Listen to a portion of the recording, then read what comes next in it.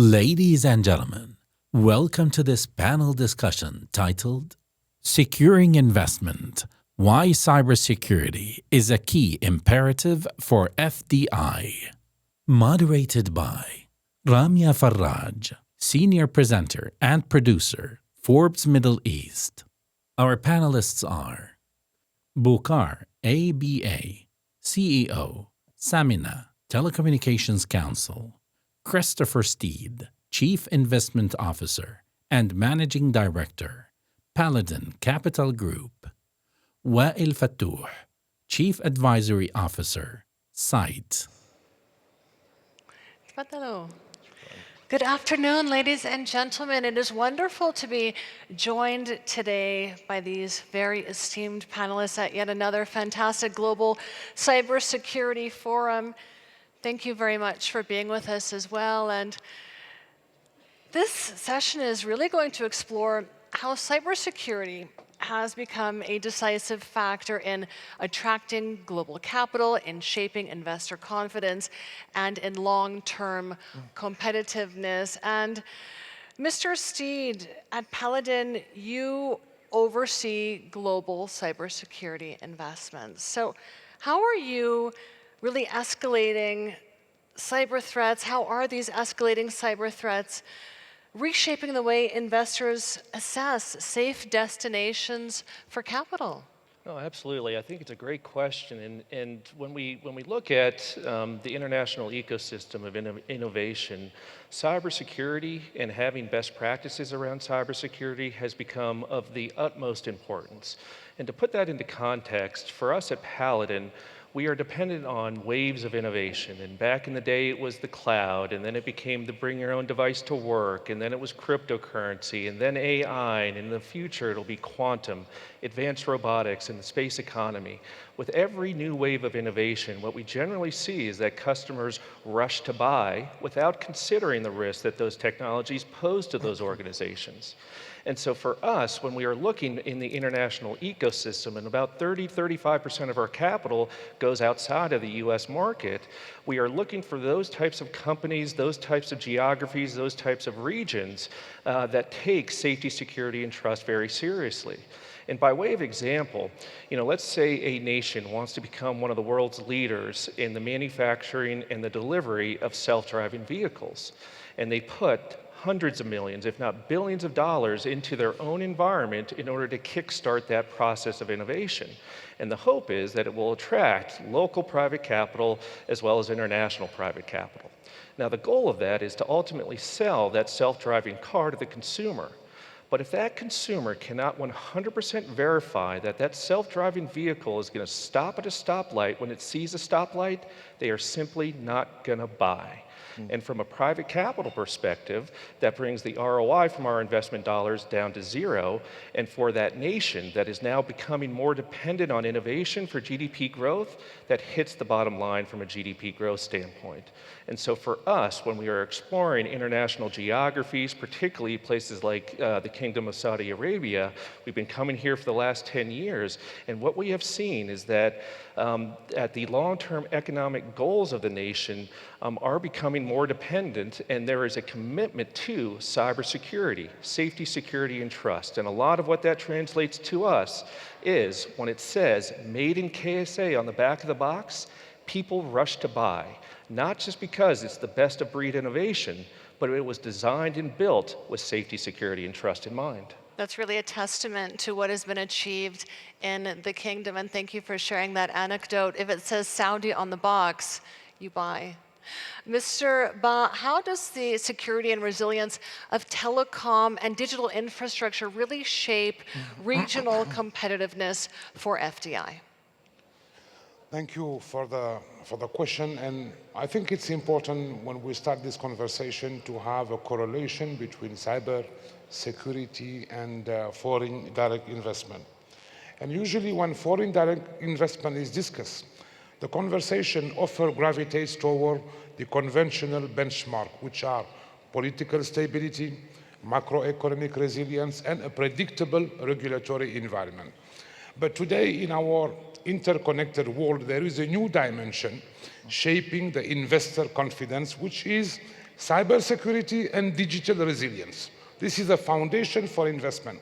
Why? Because telecom and digital infrastructure are now the nervous system of every single economy.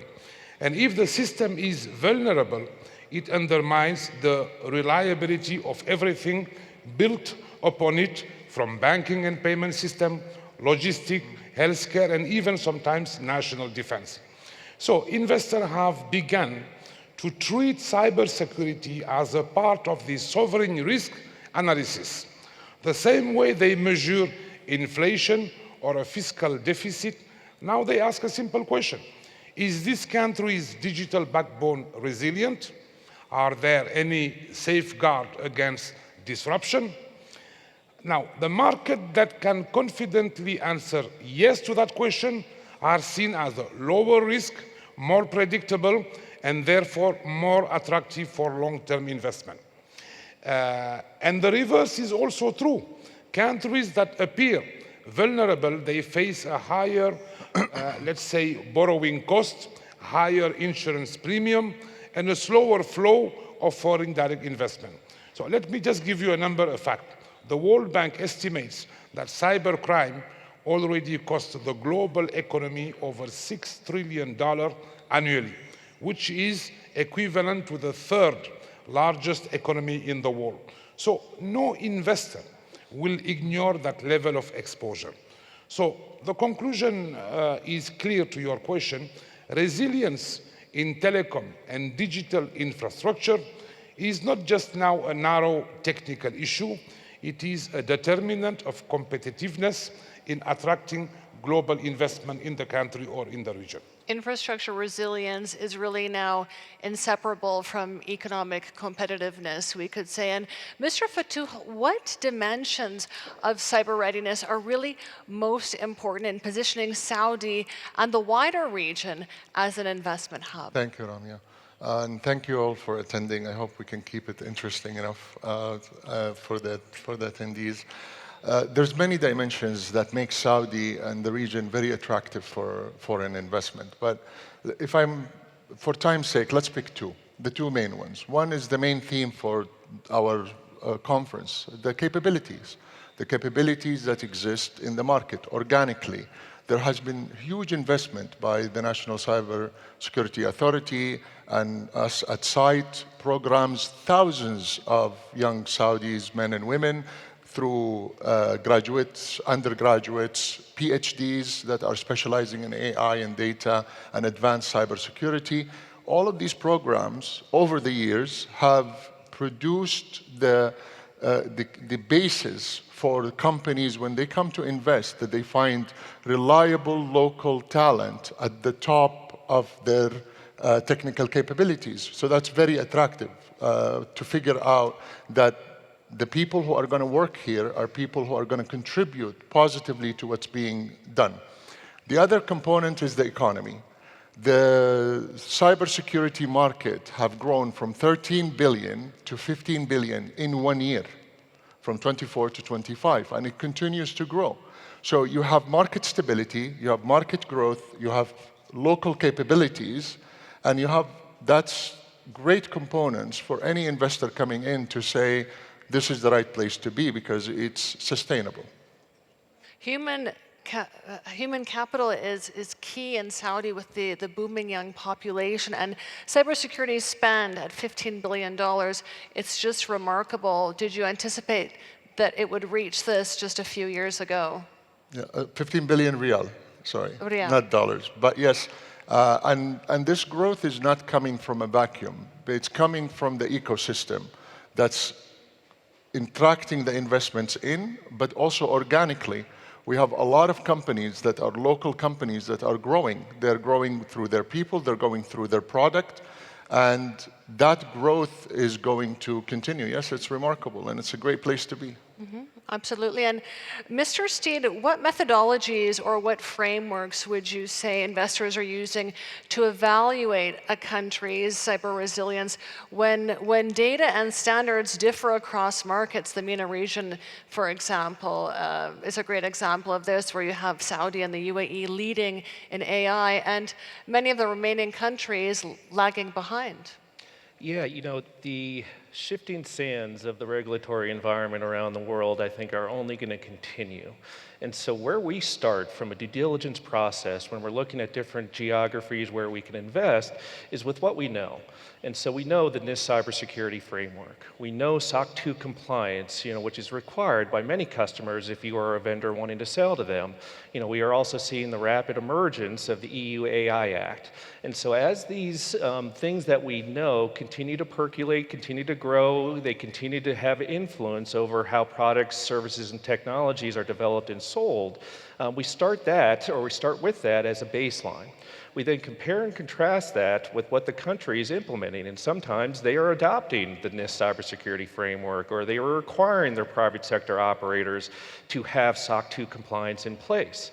And what we are looking for is not just the window dressing of, hey, we're doing the best practices, we're doing the commitments to these regulations, we want data sovereignty, we want to be trusted, but that there is a centralized enforcement agency that is going out and is making sure that any time a company is trying to sell to, let's say, a telecommunication operator here in country or selling to the government, that they have the types of controls in place in order to make sure that they remain resilient and trusted for the long term.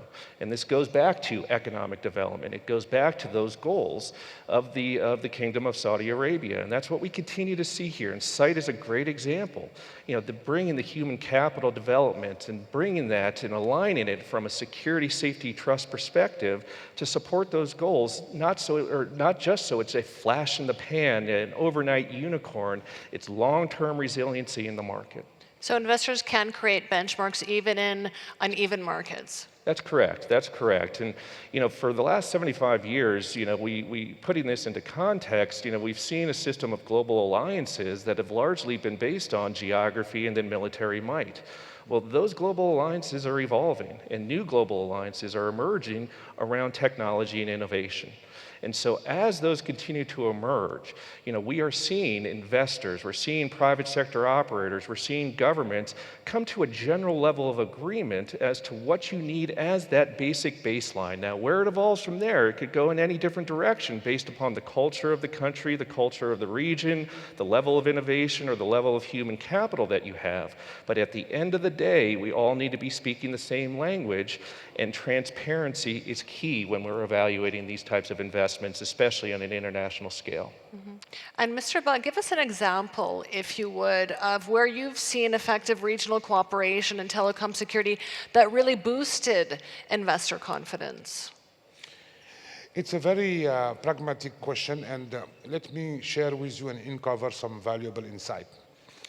Let's take Africa, 54 countries. You have the Smart Africa Alliance, which provides a strong example. By harmonizing digital policies across the member states, it reduces fragmentation and creates a more predictable environment. An investor likes predictability. When standards are aligned across borders, the scale of opportunity grows and capital flows. So, in the Middle East, for example, the GCC's joint initiative on cybersecurity, including the shared incident response framework and capacity building program, have helped create a sense of regional resilience. And this doesn't just reassure local stakeholders. It sends a very powerful signal to international capital market that the region is working collectively to manage risk. The lesson here is simple. In the realm of cybersecurity, no nation can stand secure in isolation. And let me insist on this, or even repeat it differently. Cybersecurity is a shared frontier. No country can safeguard its digital domain alone. Threats are global, and so the response must be either regional, cooperative, but harmonized. When governments share information, they align standards and create a sort of regional security framework, they amplify the investor trust. And what investor value is not a mosaic of conflicting regulation, but the clarity and consistency of unified framework they can trust. So there is no digital transformation without digital trust, and that will be the infrastructure to support the development. So cooperation across borders is what really signals resilience to investors. And Mr. Fattouh, how do advisory bodies like CITE help governments and businesses build transparency and governance needed to really attract this much sought after investment? Well, it has to do with the goal behind what we do, right? So we don't just do security for the sake of security. Why do you need security? So I gotta ask if anyone here in the audience would be comfortable doing business in a war zone without security, without protection, in a war zone, right? Well, the globe is a cyber war zone. If you put your money somewhere where you can't trust that it's going to be safe, you can't focus on innovation, you can't focus on creating a product, you can't focus on digital transformation. So what we do at CITE is we don't do it to do security for security. We create that safe zone. We create that peace of mind where the investors and the people working in those organizations don't have to worry showing up to work in the morning that their computers are locked up. They don't have to worry that everything that they have created from a customer brand value or from an actual IP value is going to disappear for a ransom attack or a data leak. When you don't have to worry about that, you then focus on what you need to do. You focus on growing the business, focus on creativity, you focus on innovation. That's what we do as advisors. We sit with those organizations, we create that safe environment, we create that platform so that they can focus on growth and innovation. It underscores how transparency is really key to investor trust. And Mr. Steed, what role do you see both venture capital and private equity playing in shaping global cyber readiness and in shaping trust? Yeah, absolutely. You know, the power of private capital and certainly venture capital when it comes to innovation is incredibly strong.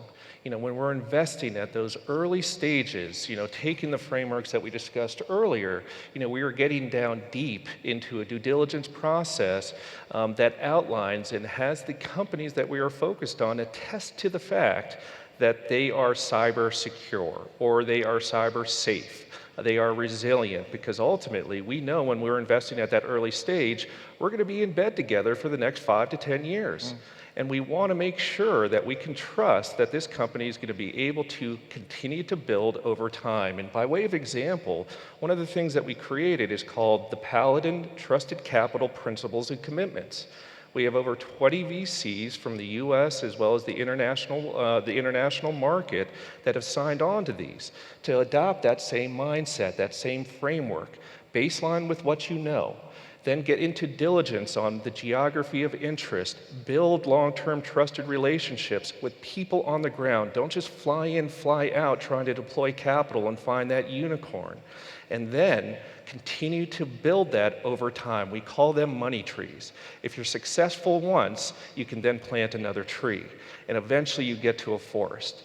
And once you get there with that like-minded set of other investors, it then starts to trickle up into private equity. And that power of capital, when you're holding that check, you have an immense amount of power, but you must always respect that power as you're going into these markets. And you know, when it does come to innovation, it's about trust and transparency, and that's how we get to that.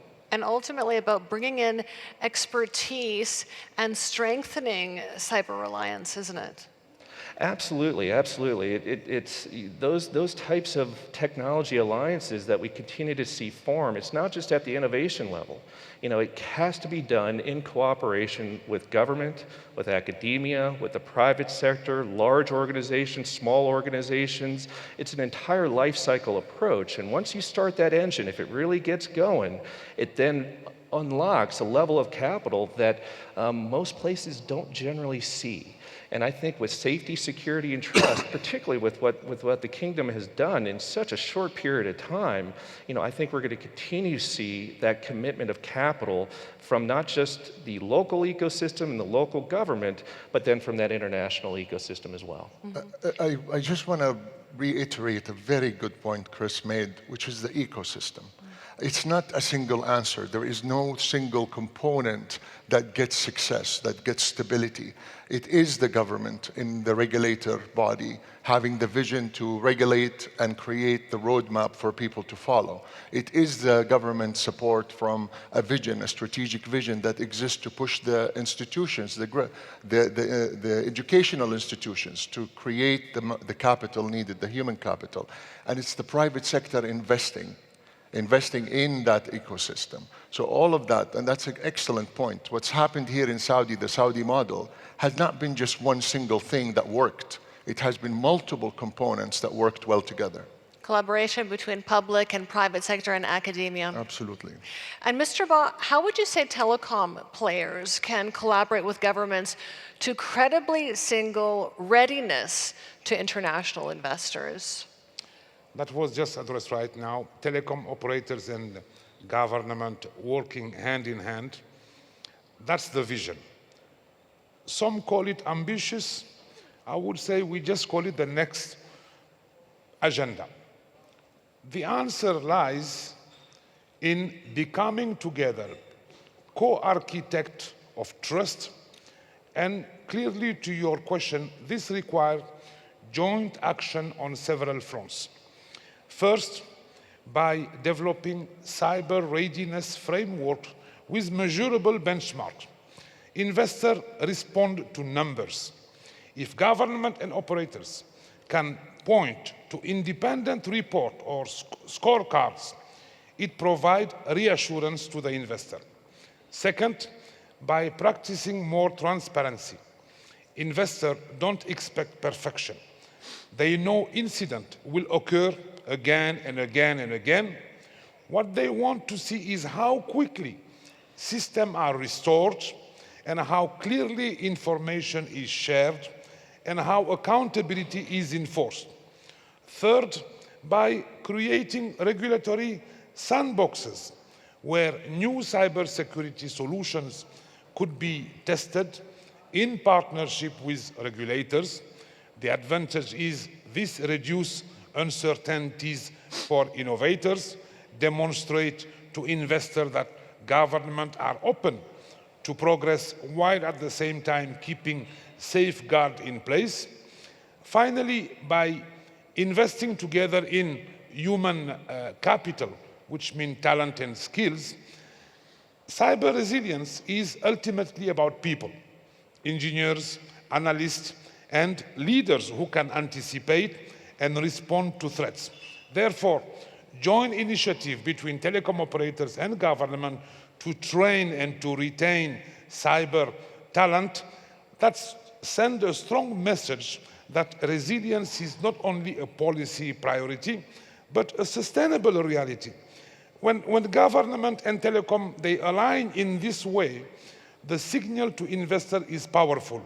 This is a market that is secured, transparent, and future-ready. So we would love to see more cooperation, more alignment, and agreeing on the sequences on action between policymakers and regulators and the private sector.